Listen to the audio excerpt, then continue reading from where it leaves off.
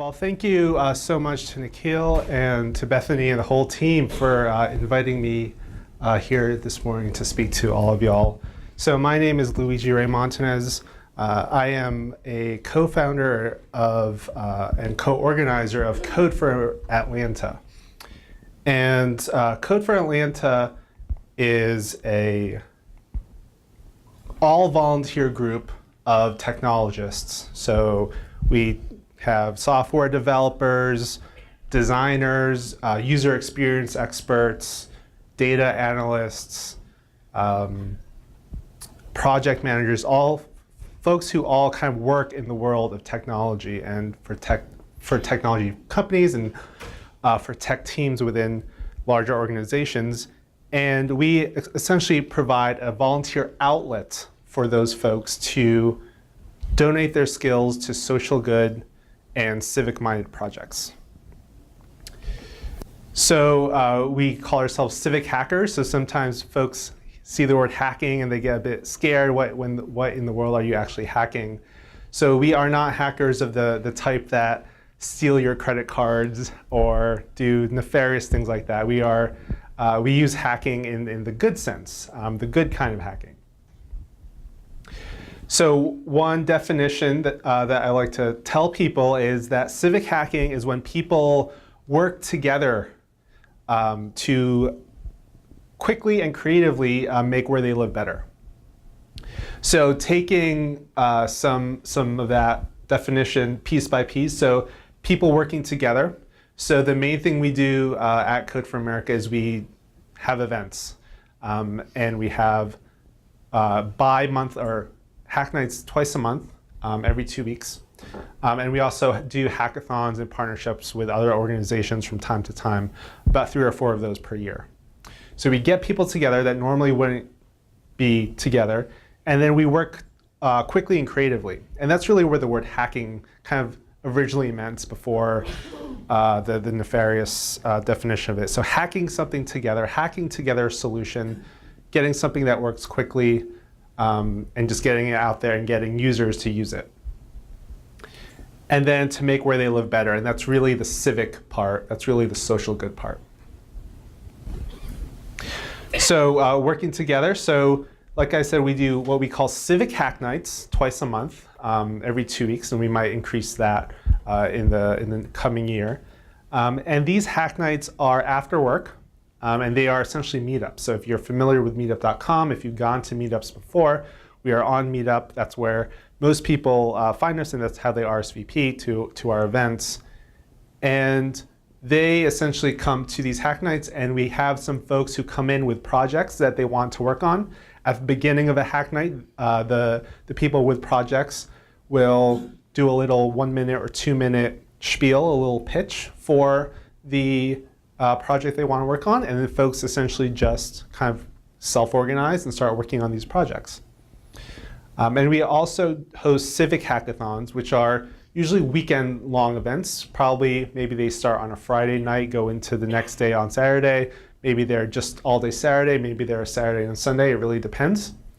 And these are longer-term events, and essentially they focus on doing a project from start to finish. So we're on meetup.com. If you are interested, y'all are all definitely very, very invited to our events. So here's some pictures. So here's a hackathon we did last year. This is at the Atlanta Community Food Bank. And so we partnered with them over on the west side. And they had a big open space kind of like this, where we did a hackathon for about 24 hours. And we worked with the people at the Atlanta Community Food Bank to identify needs they had, needs that their partners had, their food pantry partners, the shelters that they service, the churches they service. And we had about 80 to 90 people that work on various projects. So some of the things that came out of it, one was a very simple app to help the Atlanta Community Food Bank manage their trucks. And so they have a lot of trucks, and it's a big logistical problem where the trucks go, what routes the trucks take to be most efficient while distributing the food around Metro Atlanta. So one team built an app that helps the food bank manage that process better. One of the winning applications was a very simple way for small organizations, small food pantries, small homeless shelters who aren't too tech savvy to get some sort of web presence. So a lot of ways that people find things, discover things these days is, of course, through a Google search. And the reality was a lot of the local food pantries, a lot of the local shelters did not have a web presence.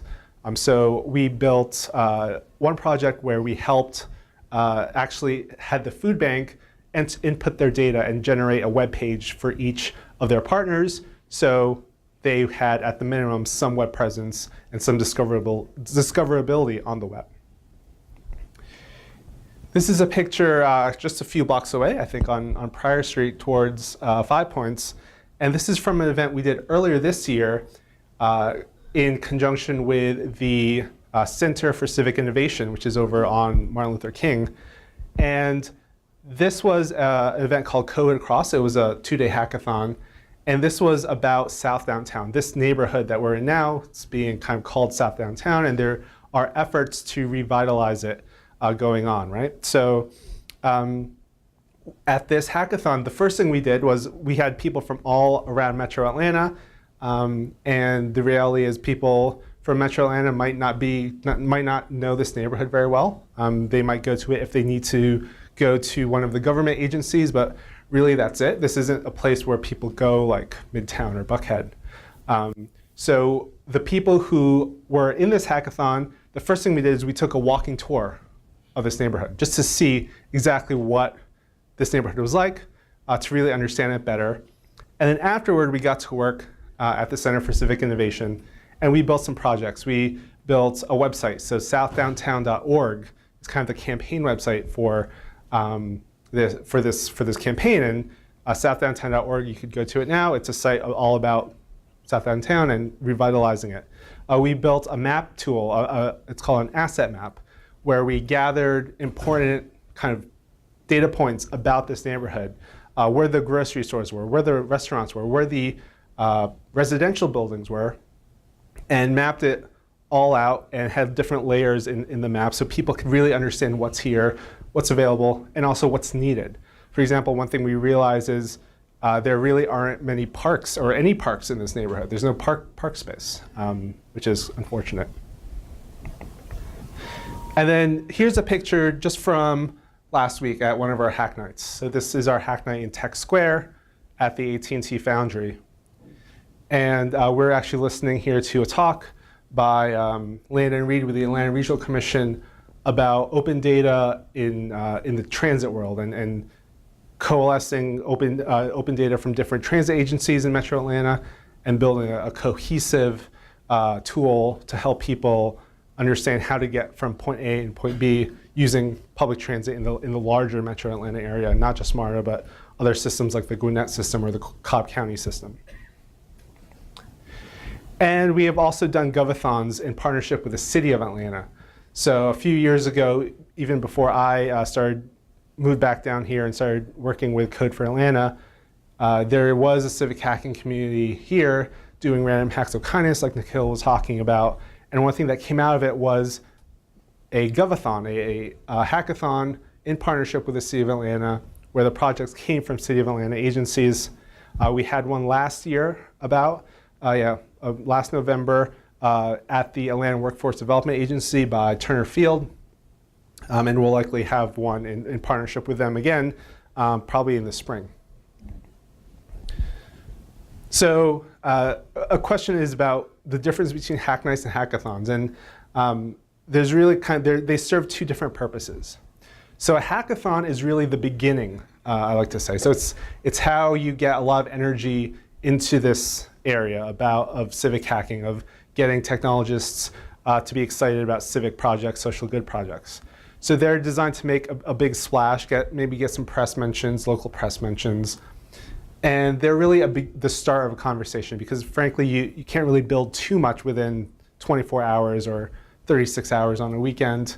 They're really the beginning of the project and the beginning of relationships, and they kind of start implanting the seed in people's minds. They're not really the end. Hack Nights, by contrast, which, like I said, happen every 2 weeks or so, and they're on a regular schedule. They're where people come and continue working on the projects, because what you start at the hackathon, really, you can get maybe something working, but you can't get too much working. So Hack Nights are really where relationships are continued and the projects are really seen through and eventually released. So as Nikhil was talking about, Code for America is a national organization that Code for Atlanta is a chapter of. And so Code for Atlanta is an all-volunteer brigade. I'm a volunteer. My co-organizer is a volunteer. All our members are volunteers. And Code for America is kind of a national nonprofit that focuses on these issues, usually actually at the city level. So the main project that Code for America does is called the Fellowship Program, where they embed technologists into city governments for a year-long fellowship. And City of Atlanta was one of these cities last year in 2014, and they actually just announced some cities coming up. So of the Brigade program, these all-volunteer chapters, there are about 60 in the US. Here's a map of them. And there are 25 even international groups all around the world that do this. So on any given night when we at Code for Atlanta have a hackathon, or excuse me, a hack night, it's very likely that there in other cities you have people doing the same exact thing. So I really like to talk about 3 tenets of civic hacking: open data, open government, and open source software. So with the theme of this talk, I'll really talk mostly about open data and open government. Open source software is kind of the third thing, but today we'll really talk about open data leading to open government. So the gold standard of open data really is data.gov. So this is the federal government's web portal, data portal for open data. This started at the beginning of this administration, so 2009. And they now have over, almost 190,000 data sets on the website. And they pretty much have gathered data from all major federal agencies, from most of the departments. Obviously, there's intelligence data that is not available here for obvious purposes, but most data, and you can see the topics here, like about businesses, about consumer data, education, public safety, science and research, a big part of that, health data, a big part of that is available. And this is a relatively new thing to have an open data portal, but it's actually very, very valuable, because it's when people outside government are looking for data, they don't necessarily know how any single government is structured. They don't know exactly where to look. A single open data portal is just that one place to go. Is that kind of Google for data, so to speak. So there are some states that do have open data legislation on the books, and this is really important because there is that mandate for a data portal to be created and to be launched and to be maintained. So these are some states, and as you can see, this legislation is all very recent, just in the last few years. There are also states with portals that I found, but they don't yet have open data legislation, so it is possible. I think there are 12 states on this list. And that would obviously be something that we at Code for Atlanta would love to see for Georgia as well. One of the kind of states that has been doing this well the longest is Massachusetts.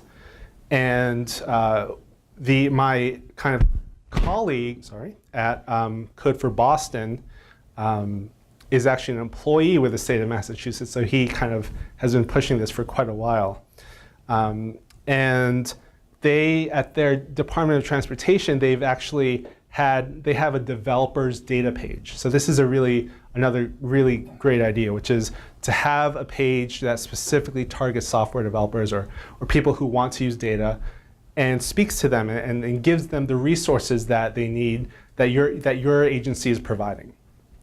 So one of the things they highlight is they talk about the relationship. So they have some relationship principles. They have a document about that. They have a document about the license agreement. So this is good for developers to know exactly what kind of, how they're accessing the data, that they're accessing it in a way that is in accordance to whatever licenses are put on the data, and that they essentially can build on top of it without worrying about some weird lawsuit or something down the road, because that's really something that a software developer really doesn't want to deal with.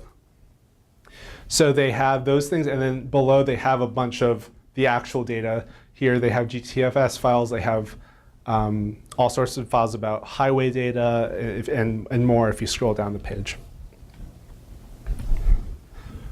So the Massachusetts Department of Transportation last year, did a hackathon, and they called it the 37 billion mile data challenge, because in Massachusetts, their data tells them that people drive on the roads, a combined 37 billion miles on Massachusetts roads every year.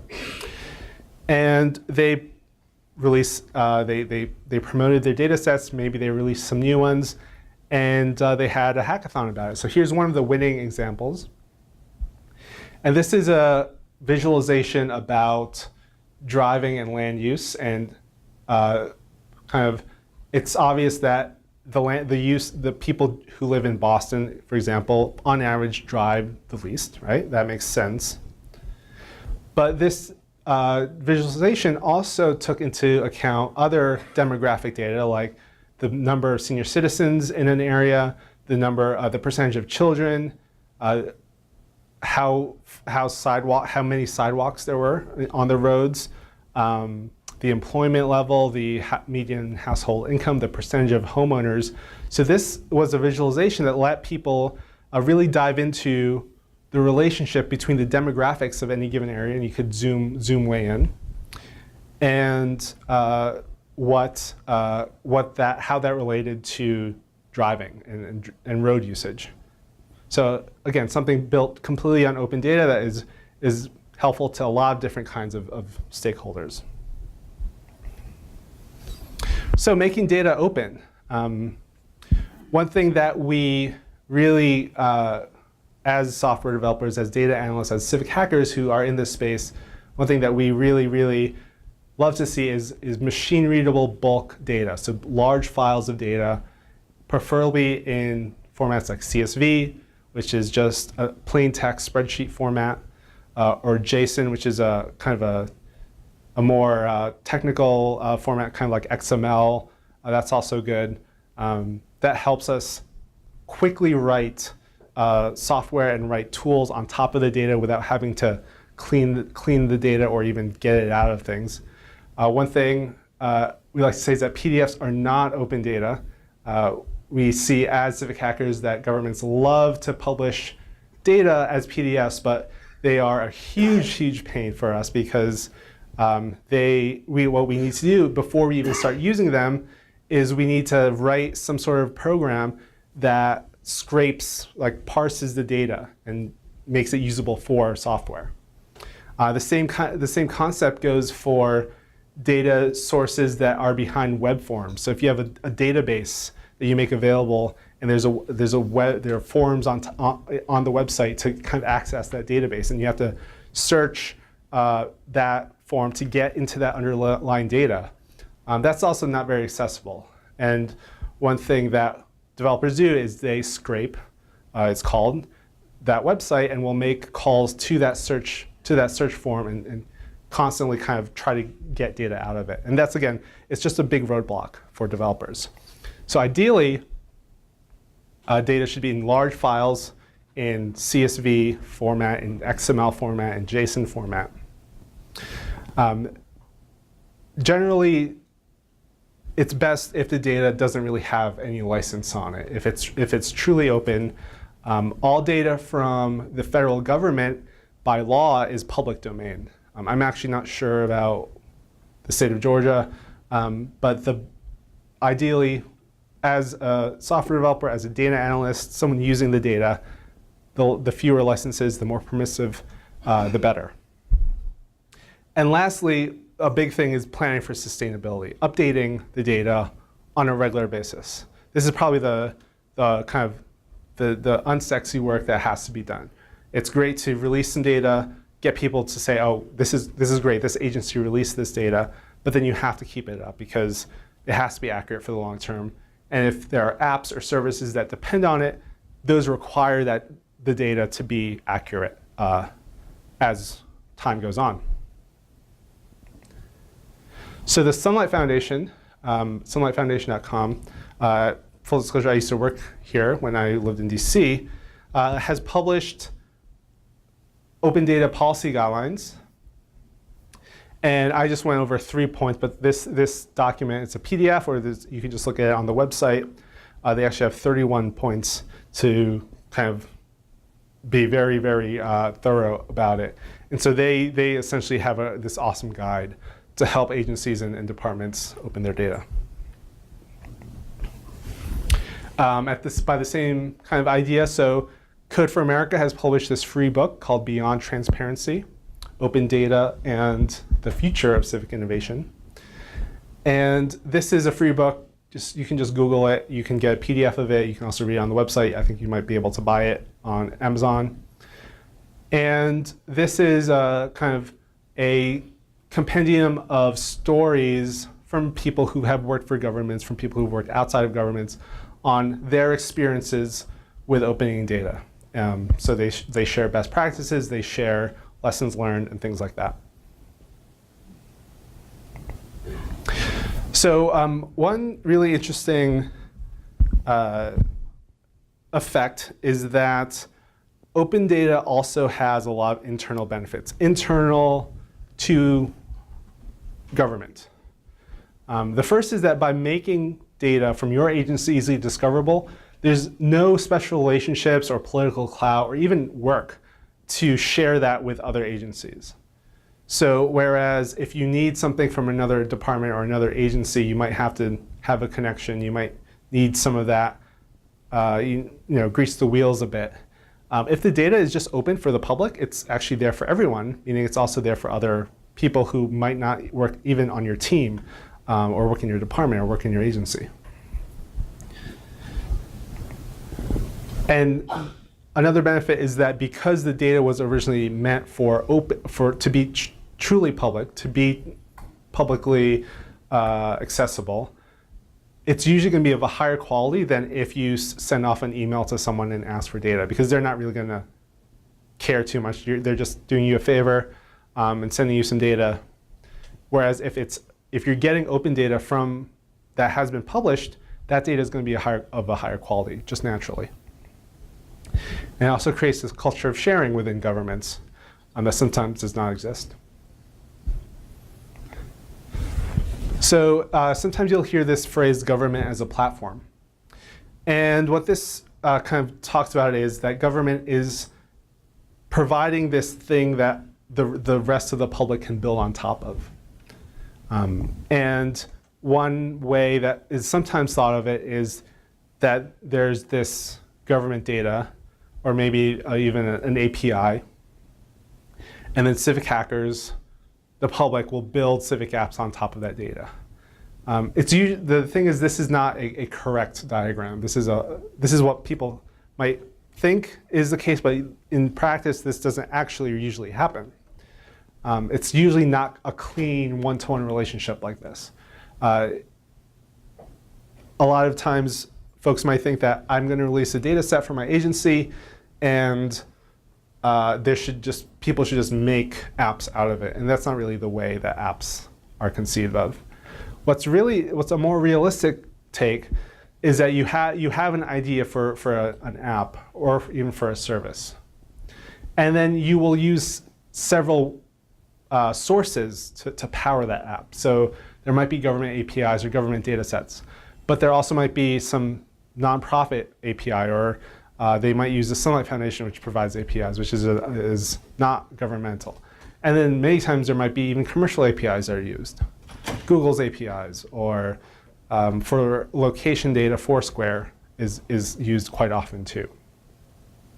So this is a more accurate take of how a civic app really gets built, which is it starts with some sort of user need, and then from it we see what resources are out there for us to build on top of. The word digital services is really kind of the hot phrase these days in civic hacking and civic tech. And digital service really means government agencies who deliver services in a modern way, in the way that the internet affords. So at the federal level, there are two main agencies, main groups.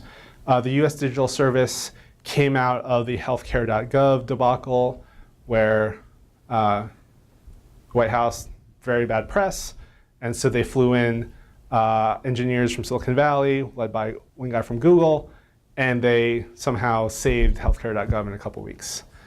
So this US Digital Service is kind of that, where they bring in technologists from major companies, and they work for 6 months or 1 year terms to kind of fix very broken things in the federal government. 18F is a little bit different. It's more of a in-house consultancy for the federal government.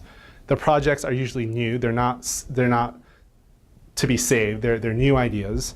And instead of kind of contracting out to a third party, a government contractor, 18F is an internal organization, internal team within the General Services Administration that also has very strong technologists from industry, and they work on helping conceive of and launch new services. For example, 18F just launched vets.gov, which is a much better portal for the VA administration to serve veterans rather than the kind of haphazard tools and services that were available for veterans before.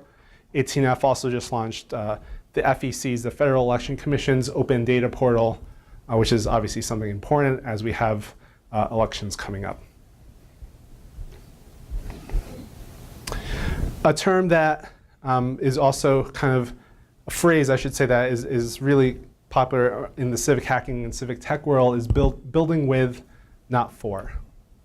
And this is really about what I was talking about a little bit earlier about starting not with the data and thinking about what you can do with it, but starting with the users, starting to think about the citizens, what they need, and building services for them in a collaborative way, not in a way that is essentially, I think this is what you need and that's what we'll build.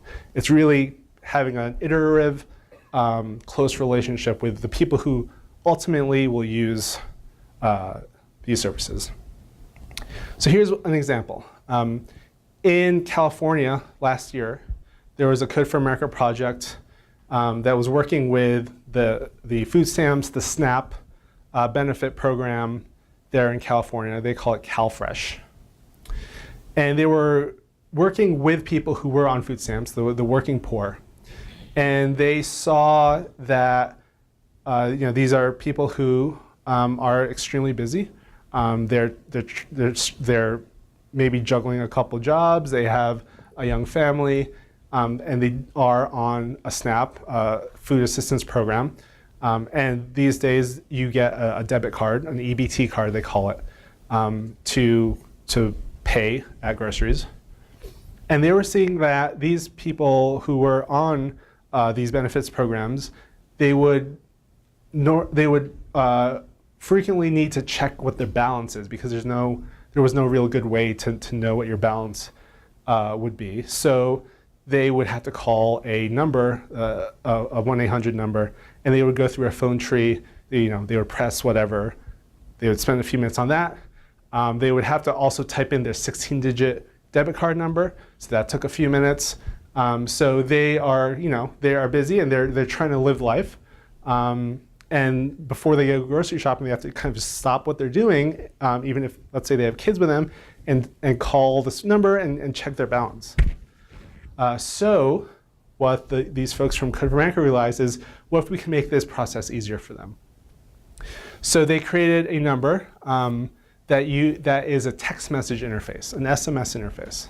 So instead of being on a call, you can just text it when you're ready, and you can go do other things. You can continue shopping, and then eventually, in a few minutes, you get back the text message.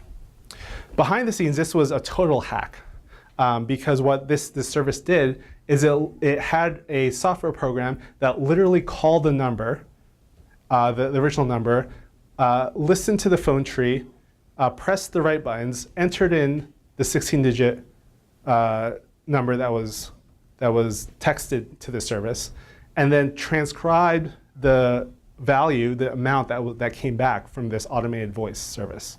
So using voice recognition technology, using an SMS API, they made something that was, it was just a system built on top of the original system. There was no, they didn't have special access to the database. It was nothing like that. So this is an open source project. It's actually, we here at Code4Atlanta actually tried to implement this earlier this year, but our EBT cards also have other benefits attached to them, so we couldn't actually quite figure out how to differentiate between, because there's both SNAP benefits and TANF, an assistance program for families also. So if you actually know about TANF, please see me, because we'd like to actually figure that out. Here's another example. This is a local one. So this is a story where this came from one of our members at Code4Atlanta, and she's actually now one of our co-organizers. And last year she was trying to, see if I can get this to play. Nope. Anyway, there it goes. So this is the Secretary of State's website, and she wanted to do early voting last year. So early voting is, it's not all the polling locations that are normally open on election day. There are just a few per county, and she wanted to figure out where can I vote. So she was on the Secretary of State's webpage. She saw that it's a kind of long list of counties in Georgia, right? We have 159 counties, I think. So you get there, and then you get to the next page, and it's just this really long list of locations in your county. And then what you realize when you look at it is there's actually repeats. And it actually, when I was looking at this for Fulton County last year, it took me a few minutes to realize why there were repeats of the same exact address different times. It's because it's divided up by days. So we saw this, and our co-organizer, Sean, she said, you know what, I can make a map out of this and make it a little bit more user-friendly. Because for her and for me, when I saw it, it really wasn't kind of obvious where I should go in a big county like Fulton. So we created a website called Early Voting, so earlyvoting.code4atlanta.org. And this was just a much more, this was essentially the tool that we wished that we had when we were figuring out where to vote early. So the first thing is, when you type in your county name, it autofills. So if you type F, you see all the Fs, and then U, and then you get Fulton. And then we also did a thing about whether or not people are eligible to vote early, because that's actually always a question, which is, I think I need an excuse. Do I need an excuse to vote early? Do I need to give a reason? People don't generally know that because the laws have changed. And the reality is now in Georgia, you don't need a reason. So we just wanted to make that clear. So here we did Henry County, and instead of that big list of many entries that are separated by date, you get just the 4 locations in Henry County. And then, because most people are familiar with maps online, it's very easy. Okay, I live around here, so I'm going to go over there.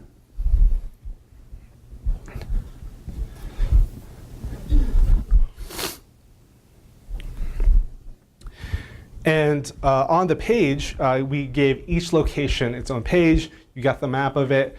You could just click here to get directions on Google, and you could see day by day what the hours were for each location.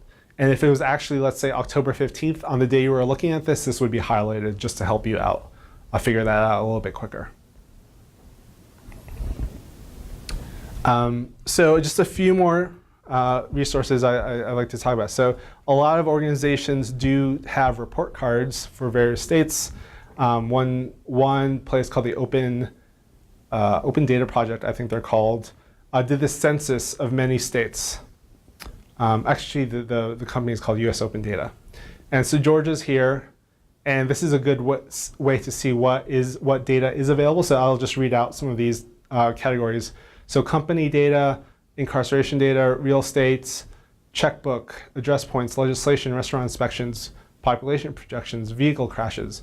So these are all categories of open data that would be of use to, it would be generally of use to software developers, civic hackers, but also journalists or researchers at universities, for example. And we can see here, in green, in very light green, where Georgia does well, and then where it doesn't do so well. So these kind of report cards are good tools just to figure out what's being found, what's available, and compare yourself to other states. The Center for Public Integrity does a state integrity investigation every few years. And this is more about data, about financial data, public access information, deterring corruption. So Georgia gets a D-, but this is a pretty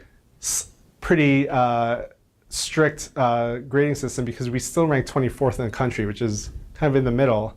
I don't think any one state got above a C, so at least it's not an F for Georgia. But here you see again various areas where there is a lack of open data, and I know that a lot of this has to do with legislation and it's dependent on the people over there in the Capitol building to pass legislation to mandate a lot of this.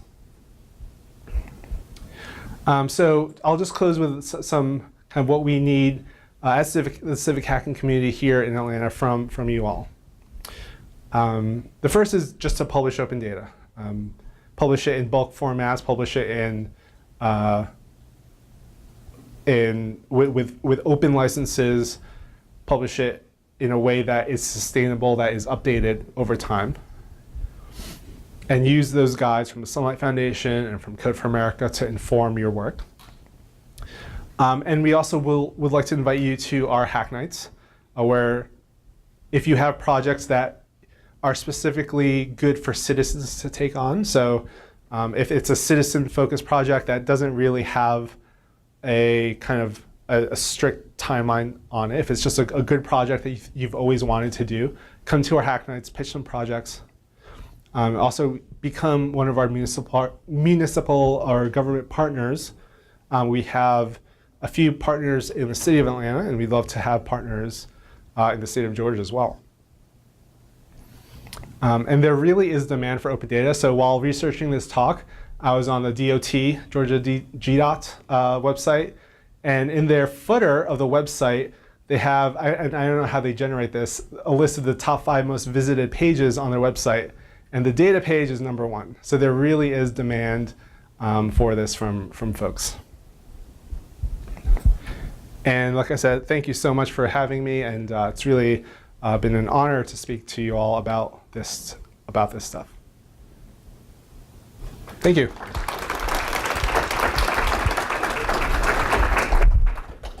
We have some time for questions. Anyone have a question for Luigi? Do you offer your solution for obtaining early voting information for the city? We have not yet. We probably want to do it for next year. We want to make it a little bit better, and then we want to kind of, especially for next year, which is going to be a general election year.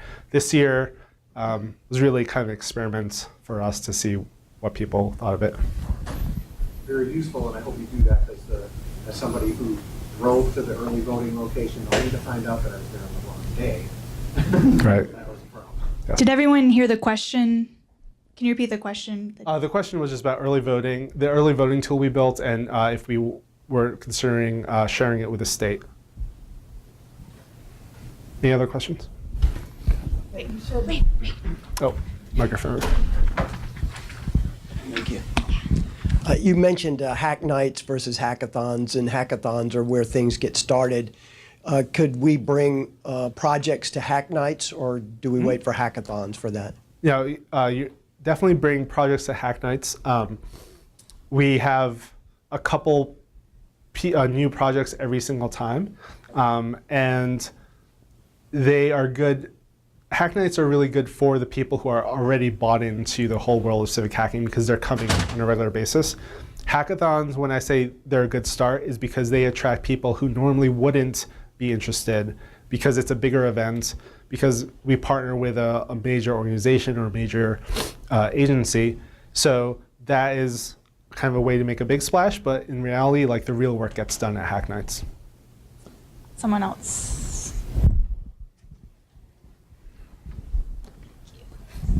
I'm just curious to know, what do you do with the app once it's created? How do you publish it, and how is it accessible?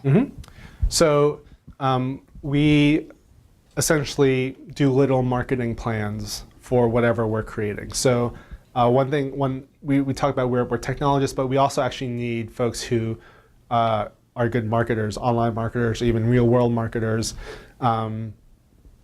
We haven't done real world advertising yet, but we have done things like by Google ads, by Facebook ads, do social media campaigns to spread the word. We did that for the early voting tool, for example. So we try to have successful launches for things, and then once they get launched, we also have a plan for maintenance in the future. And that's another thing that Hack Nights are good for, is they're a place where, okay, maybe I just need to kind of update some app every month, every few months. Once it's done, it's done. But it just needs a little maintenance from me or from the rest of the team. And Hack Nights are a venue to keep up on maintenance. Anybody else? And they're free? Hack Nights? They're free. They're completely free to attend. We have pizza and soda for everyone. Yeah, when is the next Hack Night? If somebody is chomping at the bit right now, thinking, I've got some great open data that I'd want to visualize somehow. The next Hack Night is this Tuesday. So yeah, 6 days. It's at the Atlanta Tech Village up in Buckhead. And then 2 weeks after that, sometime in early December, will be another Hack Night in Tech Square, right there in Midtown.